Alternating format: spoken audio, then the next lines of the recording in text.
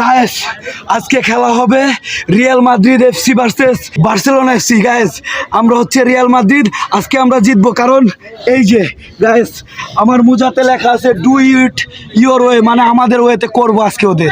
গতকাল আমরা খেলতে নামছিলাম এক ভয়ঙ্কর match, Real Madrid versus FC Barcelona, মানে এল ক্লাসিকো।